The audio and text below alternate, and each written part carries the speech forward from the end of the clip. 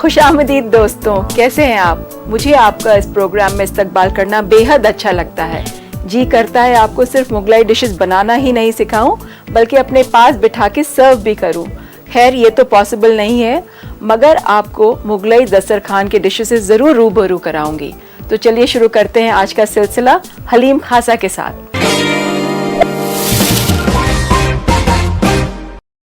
तो आइए शुरू करते हैं हलीम खासा बनाना। इसके लिए हम ये घी गरम कर रहे हैं, ये गरम होने देते हैं। इसमें हम डालेंगे प्याज,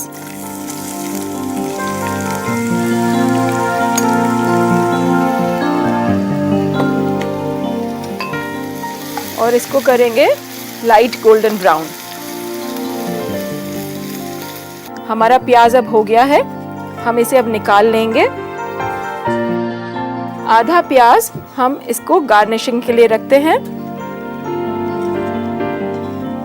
थोड़ा प्याज हम इसमें छोड़ देते हैं। अब इसमें हम डालेंगे 3 या 4 लौंग, 2 तेज पत्ता, ये बड़ी इलायची, छोटे छोटे 2 टुकड़े दालचीनी के। एक बार चला लें इसे ताकि गरम मसाला भी थोड़ा सिक जाए उसमें। अब हम डालेंगे अदरक और लहसुन का पेस्ट। दोस्तों, अगर आपका काफ़ी सूखा अदरक लहसुन का पेस्ट हो तो आप उसमें 1 चम्मच पानी भी डाल सकते हैं और इसे भूनिए। ये भुन जाएगा तो एक अच्छी अपनी महक आएगी इसमें।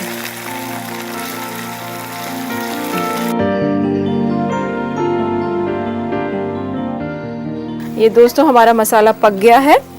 अब इसमें हम डालेंगे धनिया पाउडर 2 से 2.5 चम्मच, जीरा पाउडर 1 चम्मच, आधा कप पानी और उसको पकाएंगे।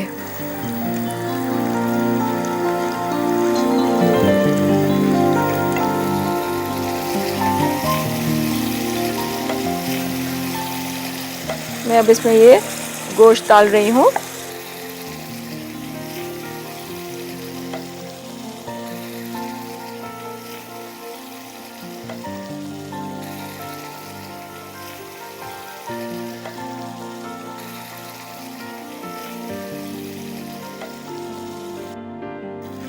तो दोस्तों, हम देख रहे हैं हमारा गोश्त थोड़ा सा पक गया है।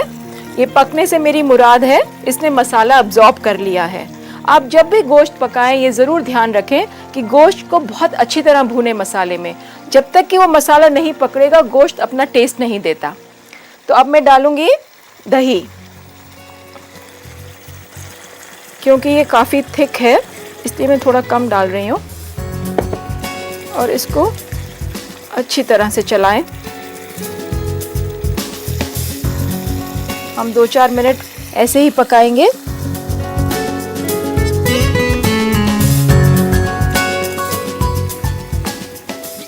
दोस्तों, जैसा हम देख रहे हैं हमारा दही अब काफ़ी भुन गया है। इसमें मैं सबसे पहले डालूंगी नमक हस्बे जायका, और अब मैं डाल रही हूँ दलिया।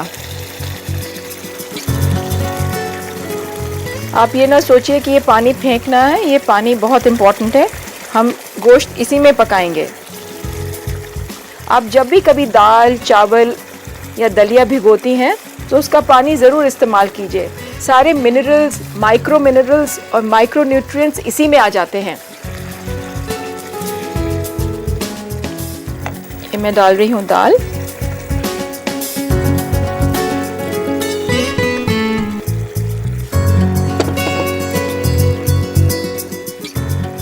और इसको अब हम पकाएंगे।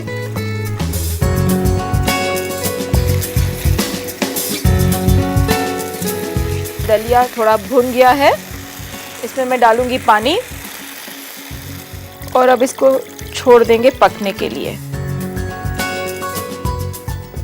दोस्तों ये इतना पकना चाहिए कि गोश्त बिल्कुल गल भी जाए और मलीदा जैसा भी हो जाए। जितनी देर में हमारा ये गोश्त पक रहा है, हम इसका सेकंड स्टेप लेते हैं। तो मैं उबालूंगी चावल कुछ दूध में। उसके लिए चाहिए होगा हमें एक छोटा सा पैन। इस पैन में दूध डालें।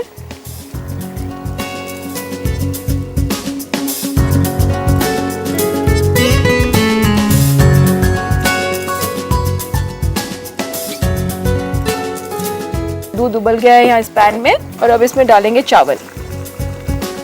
आप देख रहे होंगे हलीम में दाल, चावल, गेहूं और गोश्त, ये एक कंप्लीट मील है।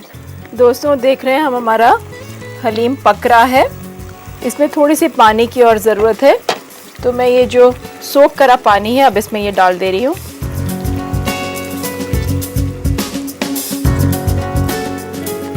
दोस्तों अब इसे हम पकने के लिए छोड़ देंगे।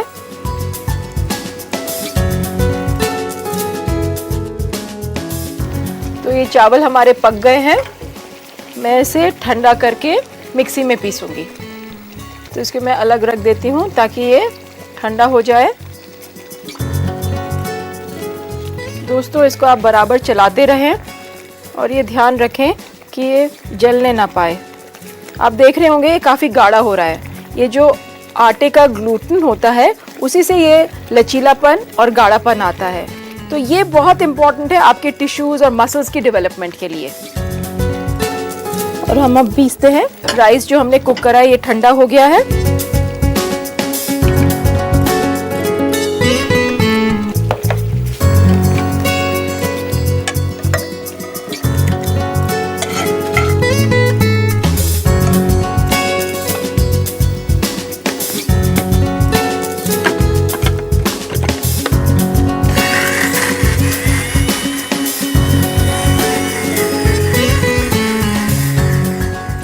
हमारा पेस्ट हो गया है। अब मैं इसमें ये मिलाती हूँ। आप देख रहे होंगे इसमें दाल, चावल, आटा एक पूरा कॉम्बिनेशन आ गया। मैं इसमें थोड़ा पानी डालती हूँ।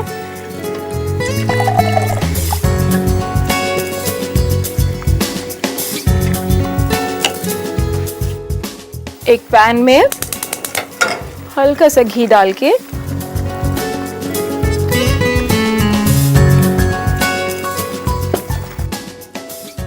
ये खसखस और बादाम का पेस्ट जो हमने बनाया था मैं वो भूनूंगी।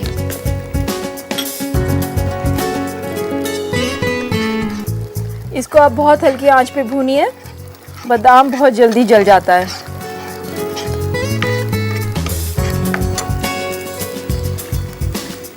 यहाँ इसको बराबर चलाते रहें। हल्का सा पिंक कलर देंगे हम इसे। गैस मैं बंद कर रही हूँ।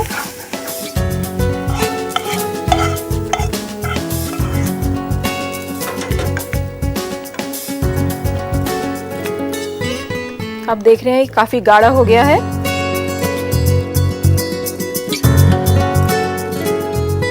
अब हम इसकी गार्निशिंग तैयार करते हैं। थोड़ा सा घी गरम करेंगे। मैं इसमें डालूंगी बादाम,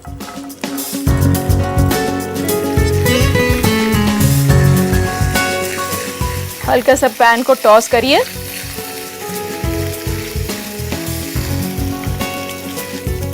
अब इसमें डालिए थोड़ी सी चिरौंजी। चिरौंजी दोस्तों बहुत जल्दी जल जाती है, तो ज़रा सा गैस से ऊपर ही रखें तो बेहतर है।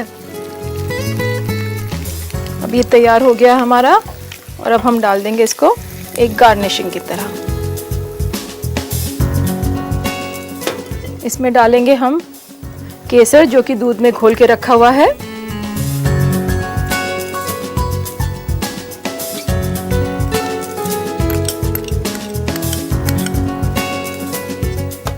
मैं ये गैस बंद करे ले रही हूँ। इसमें हम डालेंगे थोड़ा सा गरम मसाला,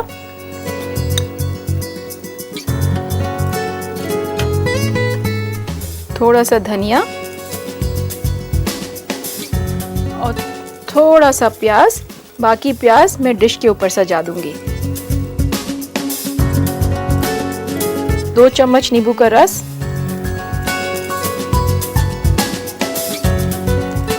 और अब मैं इसे एक दफा मिलाती हूँ।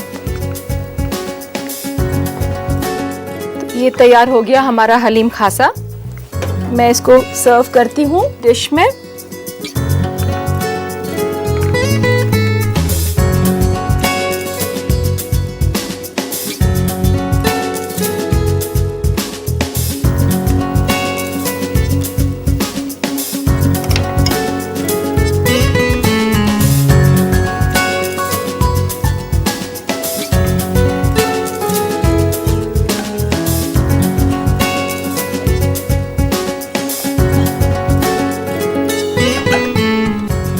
तो इसकी हल्की सी गार्निशिंग करते हैं। पहले डालेंगे वो तला हुआ प्याज जो हमने अलग रख दिया था।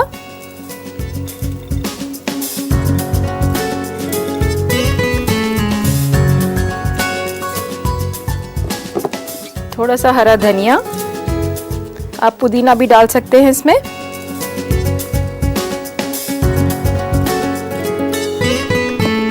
अगर किसी को कच्चा अदरक पसंद हो तो वो भी डालें।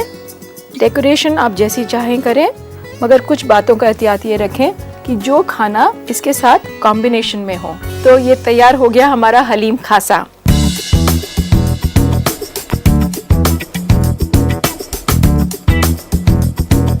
मुझे मालूम है हमारे दोस्त चाहेंगे कि इसकी रेसिपी को हम एक बार फिर से दोहरा दें, तो एक बार सुनिए और चाहें तो आप इसे लिख भी सकते हैं।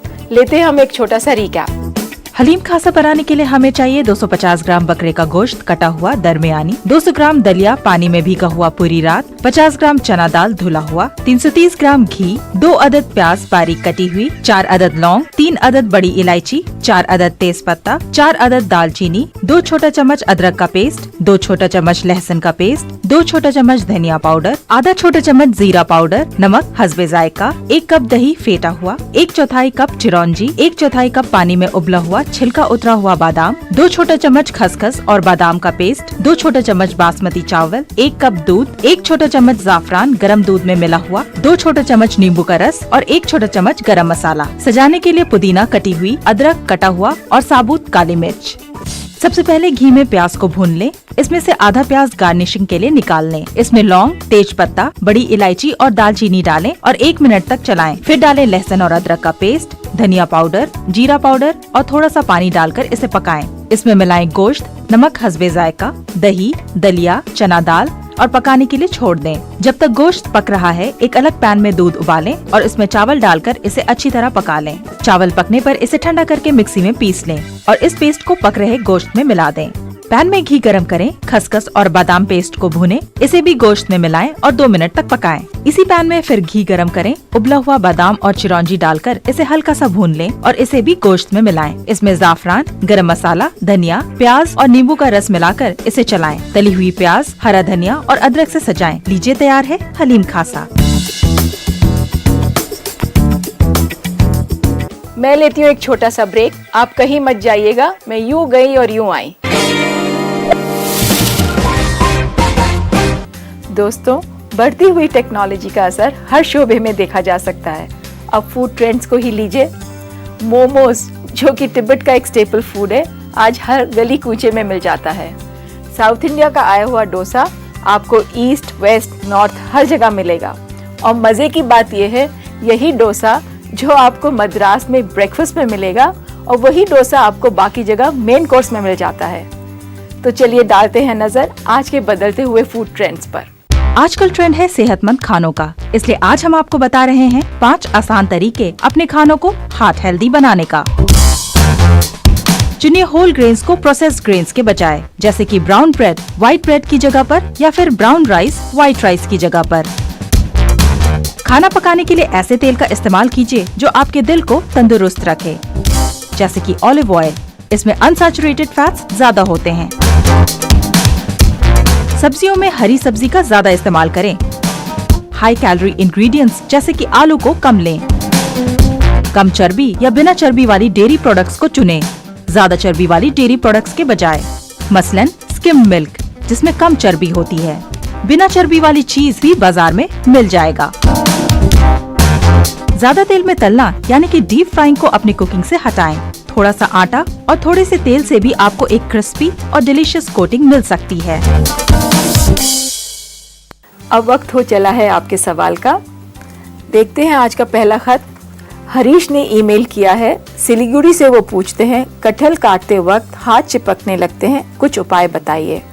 हरीश भाई, आप कटहल काटने से पहले अपने हाथों पे और चाकू पे हल्का सा सरसों का तेल लगाएं और अगर आप चाहें तो डिस्पोजेबल ग्लव्स पहन के भी कटहल काट सकते हैं। इस तरह आपके हाथ भी नहीं चिपकेंगे और कटहल भी बहुत बारीकी से कट जाएगा।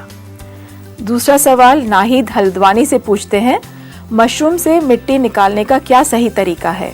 नाहिद, सबसे पहले तो मशरूम खरीदते वक्त आप ये ध्यान रखें कि मशरूम बासी ना हो, और अगर बासी भी हो तो आप उनको कुछ वक्त थोड़ी गर्म पानी में थोड़ी देर हटा के रख दीजिएगा।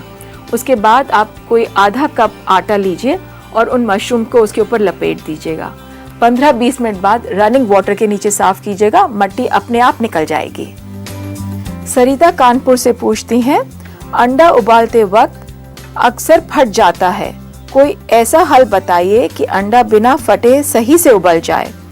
सरिता, आप अंडे को उबालने से पहले आप देखें कि अंडा बहुत भारी तो नहीं है और एक कटोरी पानी में डाल के देखें। अगर अंडा सेटल हो जाता है इसका मतलब है आपका अंडा बासी है, उस अंडे को बिल्कुल ना उबालें। अगर ताज़ा अंडा आप पहचान लेते हैं, उबलते पानी में आधा चम्मच नमक डालिए और अंडे डालिए, आपके अंडे बिल्कुल सही उबलेंगे। तो भाई ये तो थे आपके सवाल। मैं लेती हूँ एक छोटा सा ब्रेक, कहीं मत जाइएगा। ब्रेक के बाद मैं आपको सिखाऊंगी चावल का चीला बनाना। के वक्त जब हमें हल्की फुल्की भूख लगती है और जी करता है कुछ खाने का, अमूमन हम समोसे मंगा लेते हैं या पकौड़े बना लेते हैं। बच्चे कई बार मैगी की भी जिद करते हैं, मगर क्यों ना कुछ ऐसा सीखें जो खाने में भी हल्का हो, स्वाद हो और चटपटा हो।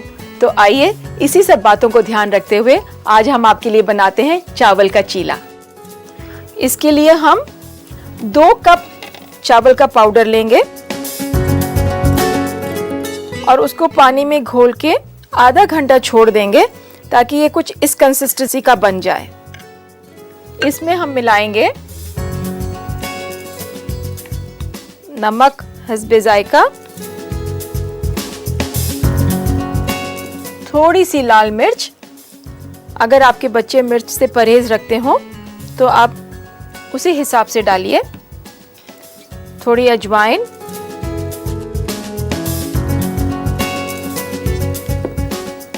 थोड़ा सा अदरक और लहसुन का पेस्ट,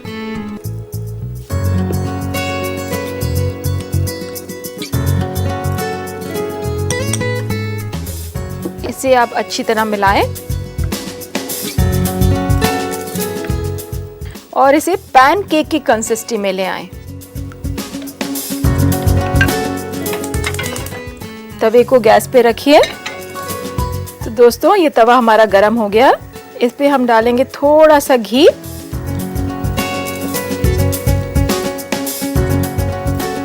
घी फैलाइए, एक बार जल्दी से फिर मिला दीजिए इसे।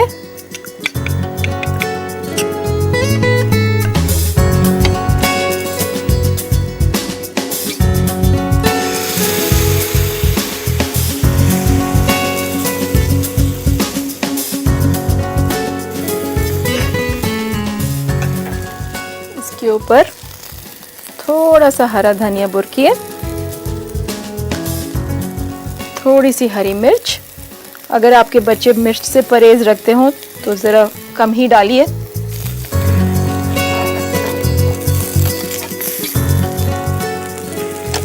हल्का सा घी इसके ऊपर भी डालिए। फिक्र मत करें दोस्तों, कुल घी इसमें 1 चम्मच लगा होगा। आप चाहें तो इसे तेल में बना लें, ऑलिव ऑयल में भी बना सकते हैं।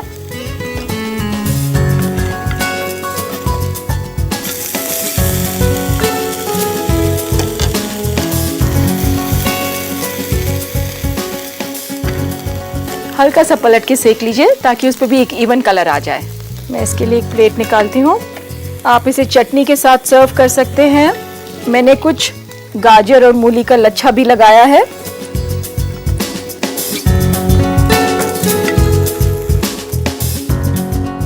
तो ये हुआ हमारा चावल का चीला तैयार। आप चाहें तो इसे हरी चटनी, पुदीने की चटनी, गाजर या मूली का लच्छा, जैसे मर्जी आप चाहे परोस सकते हैं इसे।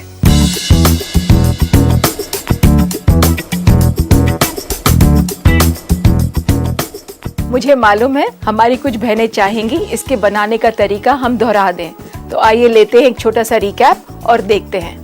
चावल का चीला बनाने के लिए हमें चाहिए 2 कप पिसा हुआ चावल, 1 छोटा चम्मच लहसुन कुटी हुई, 1 छोटा चम्मच अदरक, 1 छोटा चम्मच लाल मिर्च पाउडर, आधा छोटा चम्मच अजवाइन, 4 अदद हरी मिर्च बारीक कटी हुई, 2 चम्मच हरा धनिया, नमक हस्बे जायका और घी तलने के लिए।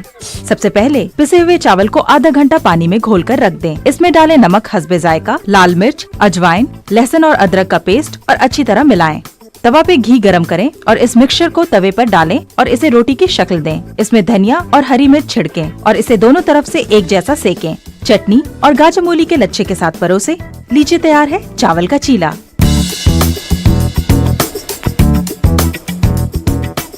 नाजरीन, वक्त का तकाजा है, अब हमें लेनी होगी आपसे इजाजत। कल फिर मिलेंगे। अल्लाह हाफिज।